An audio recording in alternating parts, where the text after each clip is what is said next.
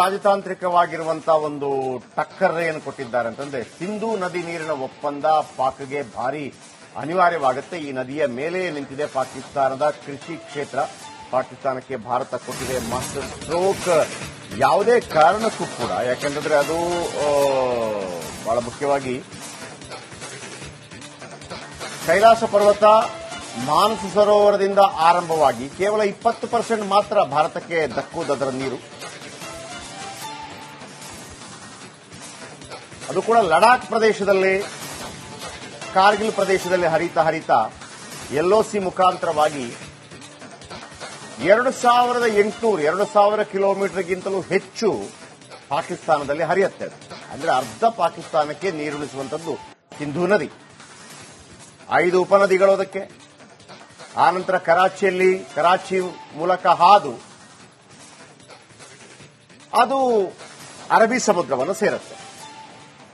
1960ರಲ್ಲಿ 9 ವರ್ಷಗಳ ಕಾಲ ನೆಹರು ಮತ್ತು ಪಾಕಿಸ್ತಾನದ ಅಯೂಬ್ ಖಾನ್ ಅವರು ಸಹಿ ಮಾಡುವ ಮುಖಾಂತರ ಒಂದು ನಿರ್ಧಾರಕ್ಕೆ ಬಂದರು. ಅನೇಕ ಬಾರಿ ಇದರ ಬಗ್ಗೆ ಚರ್ಚೆಗಳು ಕೂಡ ಆಗಿತ್ತು. ಪ್ರತಿ ವರ್ಷ ಕೂಡ ಇದಕ್ಕೆ ಸಂಬಂಧಪಟ್ಟ ಅಧಿಕಾರಿಗಳು ಸಭೆ ಸೇರಬೇಕು, ಕೆಲವು ನಿರ್ಧಾರಗಳನ್ನು ಕೈಗೊಳ್ಳಬೇಕು.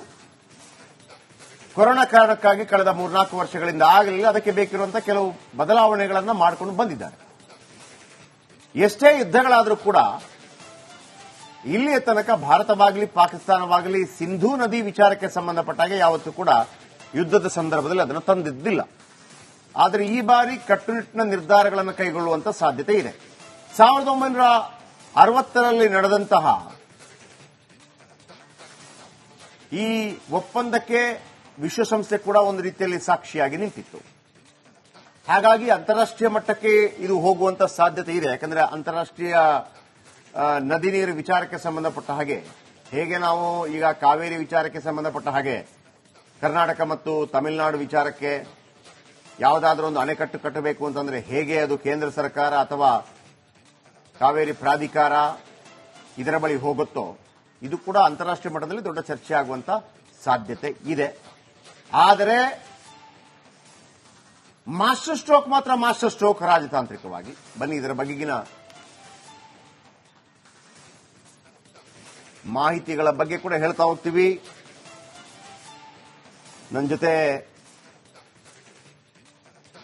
Kernel P V. ಹರಿ ಅವರು ಜಾಯಿನ್ ಆಗಿದ್ದಾರೆ. ಕಾರ್ಯಕ್ರಮಕ್ಕೆ ಸ್ವಾಗತ ಸರ್. ನಮಸ್ತೆ. ನಿಮ್ಮ ಆರ್ಟಿಕಲ್ ಕೂಡ ಓದ್ತಾ ಇದ್ವಿ ನಾವು, ಬಹಳ ಅದ್ಭುತವಾಗಿದೆ. ಒಂದು, ರಾಜತಾಂತ್ರಿಕವಾಗಿ ಕೆಲವು ನಿರ್ಧಾರಗಳನ್ನು ಪ್ರಧಾನಮಂತ್ರಿ ನರೇಂದ್ರ ಮೋದಿ ಅವರು ಕೈಗೊಂಡಿದ್ದಾರೆ. ಮತ್ತೊಂದು ಕಡೆ ರಕ್ಷಣಾ ಸಚಿವರು ಇವತ್ತು ಒಂದು ಮೀಟಿಂಗ್ ಮಾಡಿ ಬದಲಾಲೆಂಗೆ ಅನ್ನುವಂತ ಮಾತನ್ನು ಹೇಳ್ತಾ ಇದ್ದಾರೆ. ಆಮೇಲೆ ನೀವು ಮೊನ್ನೆಯಿಂದ ಹೇಳ್ತಾ ಇದ್ರಿ ಇಡೀ ಭಾರತ ಒಂದು ನಿರೀಕ್ಷೆಯಲ್ಲಿದೆ. ಯಾಕಂದ್ರೆ ಉರಿ ಸೆಕ್ಟರ್ ಮೇಲೆ 2016 ಮತ್ತು 2019ರಲ್ಲಿ ಪುಲ್ವಾಮಾ ದಾಳಿಯ ಸಂದರ್ಭದಲ್ಲಿ ಅದಕ್ಕೆ ನಡೆದಂತ ಏರ್ ಸ್ಟ್ರೈಕ್ ಇರಬಹುದು, ಸರ್ಜಿಕಲ್ ಸ್ಟ್ರೈಕ್ ಇರಬಹುದು. ಅದಾದ ನಂತರ 28 ಅದರಲ್ಲಿ ವಿದೇಶಿಯರು ಕೂಡ ಸೇರಿದ್ದಾರೆ ಆಗಿರುವಂತ ಒಂದು ಅಟ್ಯಾಕ್, ಅದು ಕೂಡ ಧರ್ಮದ ಹೆಸರಿನಲ್ಲಿ ಮಾಡಿದ್ದಾರೆ ಅಂತ. ರಾಜತಾಂತ್ರಿಕವಾಗಿ ಕೆಲವು ನಿರ್ಧಾರಗಳನ್ನು ಕೈಗೊಳ್ಳಲಾಗಿದೆ. ಯಾವುದೇ ರಾಷ್ಟ್ರವಾಗಿದ್ರೂ ಕೂಡ ಅಂತ ಒಂದು ಕಠಿಣ ನಿರ್ಧಾರಗಳನ್ನು ಕೈಗೊಳ್ಳುತ್ತೆ. ಓರ್ವ ಸೈನಿಕನಾಗಿ ಈಗ ನಮಗೇನೆ ಸಾಮಾನ್ಯ ಪ್ರಜೆಗಳಾಗಿ ನಮಗೆ ಅನಿಸ್ತಾ ಇರುತ್ತೆ, ಇಲ್ಲ ಇದಕ್ಕೆ ಒಂದು ಪ್ರತೀಕಾರ ಬೇಕೇ ಬೇಕು. ನಮ್ಮ ಮಂಜುನಾಥ್ ಇರಬಹುದು ಅಥವಾ ಭರತ್ ಇರಬಹುದು ಅಥವಾ ಬೇರೆ ಯಾರೇ ಇರಬಹುದು, 28 ಜನ ತೀರ್ಕೊಂಡಿದ್ದಾರೆ, ಅದಕ್ಕೊಂದು ಪ್ರತೀಕಾರ ಕೊಡಲೇಬೇಕು. ಯಾಕಂದ್ರೆ ಪದೇ ಏನು ದಮ್ಮಿಲ್ಲದ ನೀವು ಕೂಡ ಪದೇ ನಮ್ಮನ್ನ ಕೆಣಕೋದಕ್ಕೆ ಬರ್ತಾ ಇದ್ದೀರಿ. ನೀವು ಕತ್ತೆಗಳನ್ನು ಚೀನಾಕ್ಕೆ ಮಾರಿ ಅಲ್ಲಿ ಜೀವನ ಸಾಗಿಸ್ತಾ ಇರುವಂತವರು, ನಿಮಗೆ ಎಷ್ಟು ಅಹಂಕಾರ ಬೇಡ? ಈ ಸಂದರ್ಭದಲ್ಲಿ ಅವರು ಸೈನಿಕನಾಗಿ ನಿಮ್ಗೆ ಅನಿಸುವಂತದ್ದೇನು? ಜಯಪ್ರಕಾಶ್ ಅವರೇ, ಅಬ್ಸಲ್ಯೂಟ್ಲಿ ಕರೆಕ್ಟ್ ಆಗಿ ಹೇಳಿದ್ರಿ. ಭರತ್ ಭೂಷಣ್ ಆಗಲಿ, ಮಂಜುನಾಥ್ ಆಗಲಿ, ಅವರು ಸಾಯೋದೊಂದು, ನಾವು ಸಾಯೋದು ಒಂದೇ. ಎಲ್ಲ ಅದು ಈ ಸಾವು ಅದು ನಮ್ಮ ದೇಶದ ಈ ಭೂಮಿಯಲ್ಲಿ ಹುಟ್ಟಿ ಈ ಭೂಮಿಯಲ್ಲೇ ನಮ್ಮನ್ನು ಬೇರೆ ರಾಷ್ಟ್ರದಿಂದ ಬಂದು ಕೊಲ್ತಾರೆ ಅಂತ ಹೇಳಿದರೆ ಇದರಂತ ಅವಮಾನವಾದ ಒಂದು ದೊಡ್ಡ ಒಂದು ಇದು ಇಡೀ ಪ್ರಪಂಚದಲ್ಲಿ ನನಗಂತೂ ಇಲ್ಲ. As A soldier, as N army men I am talking. ಇದು ಒಂದು ತಾನೇ ಗ್ಲಾಸಿನ ಮನೆಯಲ್ಲಿ ಇದ್ಕೊಂಡು ಬೇರೆಯವ್ರ ಮೇಲೆ ಕಲ್ಲು ಹೊಡೆದ್ರೆ ಅದು ಆಗುತ್ತೆ. ಅದು they have to face the consequences. ನಾವು ಅವರ ಈಗ ನಾವು ಏನ್ ಮಾಡ್ಲಿಕ್ಕೆ ಹೋಗ್ತೀವಿ, ಅವರು ಗ್ಲಾಸಲ್ಲೂ ಇಲ್ಲ, ಗ್ಲಾಸಿನ ಮನೆಯಲ್ಲೂ ಇಲ್ಲ. ಗ್ಲಾಸಿನ ಮನೆ ಈಗ ಈ ದರಿದ್ರ ರಾಷ್ಟ್ರಕ್ಕೆ ಈಗ ಒಳ್ಳೆ ಸಮಯ. ನಮಗೆ ಇದನ್ನು ಮಾತ್ರ ನಾವು ನಮ್ಗೆ ಆದ ಅವಮಾನ ಅಂತ ಹೇಳಿದ್ರೆ, ಹೆಂಗಸರು ಮಕ್ಕಳು ಎದುರಿಗೆ ಪ್ಯಾಂಟ್ ಬಿಚ್ಚಿ ಇದು ಮಾಡೋದು, ಮತ್ತೆ ಅವ್ರನ್ನ ಅವಮಾನ ಮಾಡಿಸಿ ಮತ್ತೆ ಸಾಯಿಸೋದು, ಮಲಗಿಸಿ ಸಾಯಿಸೋದು, ಈಗ ಉಂಟು ಅವರಿಗೆ. ಭಾರತೀಯ ಸೇನಾ ಸೈನಿಕರು ಖಂಡಿತ ಎಲ್ಲರ ಅವ್ರದ್ದು ಪ್ಯಾಂಟ್ ಎಲ್ಲ ಬಿಚ್ಚಿ ಅವ್ರನ್ನ ನಗ್ನನಾಗಿ ಮಾಡಿ ಒಡೆದು ಪುಡಿ ಮಾಡ್ಲಿಕ್ಕೆ ಉಂಟು ಇವತ್ತು. ಇನ್ಮೇಲೆ ನೋಡ್ತಾ ಇದ್ದೀನಿ ನೀವು ತಮಾಷೆ. ನಾನು ಎಲ್ಲರಿಗೂ ಹೇಳ್ತಾ ಇದ್ದೀನಿ, ಇನ್ಮೇಲೆ ನೋಡಿ, ಇನ್ನು ಹಬ್ಬ ಇದೆ. ಬಟ್ ಸರ್, ಈ ರಾಜತಾಂತ್ರಿಕವಾಗಿ ಕೈಗೊಂಡ ನಿರ್ಧಾರ, ಸಿಂಧು ಒಪ್ಪಂದಕ್ಕೆ ಬ್ರೇಕು, ಹಾಗೆ ಇಲ್ಲಿರುವ ರಾಯಭಾರಿಗಳನ್ನ ವಾಪಸ್ ಕಳಿಸೋದು, ಪಾಕಿಸ್ತಾನಿ ಪ್ರಜೆಯನ್ನ ವಾಪಸ್ ಕಳಿಸೋದು, ಇಷ್ಟು ಮಾತ್ರ ಅನ್ನೋ ಪ್ರಶ್ನೆ ಇದೆ. Or is this a preparation? ಒಂದು ಚಿಕ್ಕ ಅಪ್ಡೇಟ್ ಇದೆ, ನಾವು ದೃಶ್ಯದಲ್ಲಿ ಗಮನಿಸ್ತಾ ಇದ್ದೀವಿ. ಮಂಜುನಾಥ್ ರಾವ್ ಅವರ ಪಾರ್ಥಿವ ಶರೀರ ಬೈ ರೋಡ್ ಬೆಂಗಳೂರಿನಿಂದ ಶಿವಮೊಗ್ಗ ಕಡೆಗೆ ಹೋಗ್ತಾ ಇರೋದು. ಅವರ ಸಂಬಂಧಿ, ಅವರ ಸಹೋದರಿ, ಇನ್ಫ್ಯಾಕ್ಟ್ ದೀಪಾರಾವ್ ಆಗ್ಲೇ ಹೇಳ್ತಾ ಇದ್ರು, ಚನ್ನಗಿರಿಯಿಂದ ಮುಂದೆ ಇದ್ದಾರೆ ಅನ್ನೋ ಮಾಹಿತಿ ಅಂತ ಹೇಳಿ. ಇದೀಗ ಶಿವಮೊಗ್ಗ ತಲುಪಿದೆ ಪಾರ್ಥಿವ ಶರೀರ.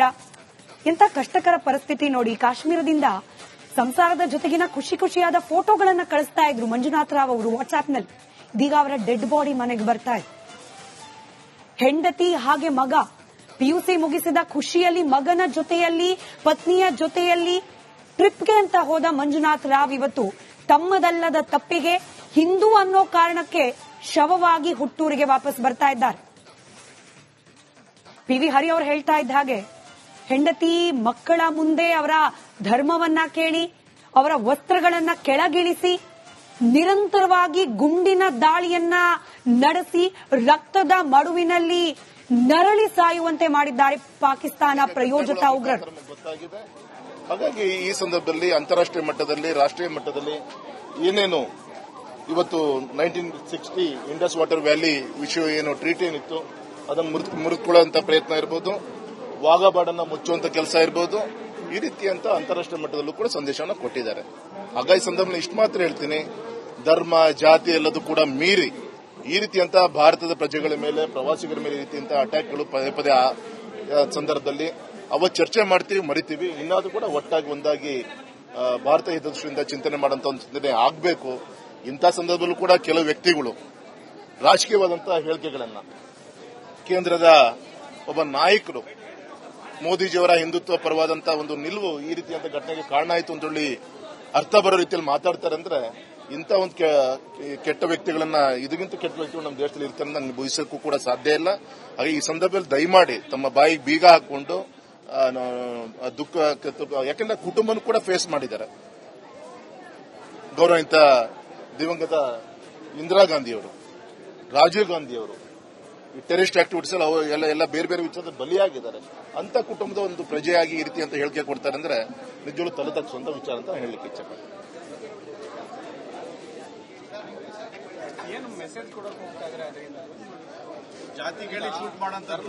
ಏನು ಅವ್ರ ಹಿರಿಯ ಬಿತ್ತೋದಂತ ಏನು ವಿಚಾರಗಳಿತ್ತು ಅದಕ್ಕೆ ಮತ್ತೆ ಜೀವ ಕೊಡುವಂತ ಕೆಲಸವನ್ನ ಮಾಡ್ತಾರೆ. ಇಂಗ್ಲಿಷ್ ಹಿಂದಿಯಲ್ಲಿ